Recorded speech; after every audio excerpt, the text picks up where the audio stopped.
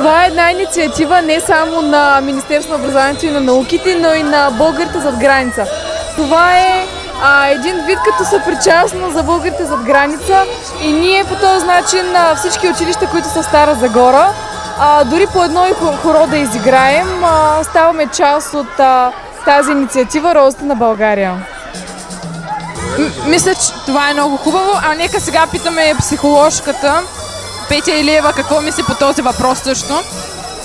Аз нееднократно съм говорила по тази тема, свързана с възраждане на българското, на фолклора, но тази инициатива е много специална и различна, тъй като обединява всички български училища в света. И ще бъде изпълнено точно определено. Първото хоро, което трябва да изиграем, е празничната сюита. И надявам се всяка година все повече хора да участват в това, млади хора. Не случайно то се случва и в училище. Радваме се, че приемате такива инициативи и още българското е останало в нас. Надявам се и не само, аз виждам с очите си. От известно време аз ходя на клуб за фолклорни танци и така ми се пълни душата, че все повече млади хора се обръщат към фолклора, българските носии красиви, така че няма да се бъде само днеска. Уверена съм в това. Благодарим ви! Думите са свещени, защото бележат нова епоха от историята на нашия народ. Славянските първоучители създават писмеността и повеждат борба за нейното утвърждаване.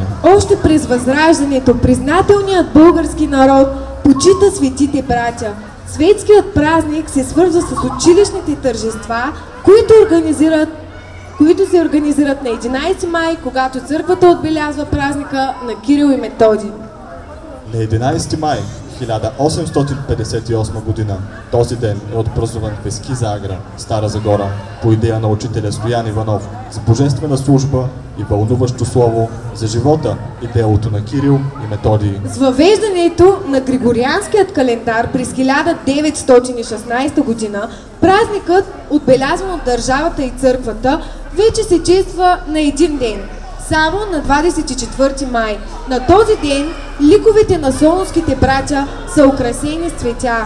Родината ни ликува, че има своите аз, буки, веди, глаголи. Днес имаме повод за още по-голяма гордост.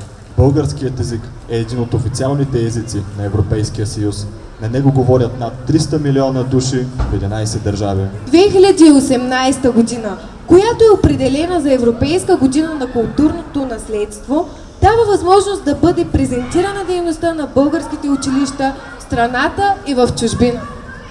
Българското хоро, което днес ще се избие, ще е символ на обединението на народа ни от един език. Символ на желанието да се развива словото, да пребъде българското.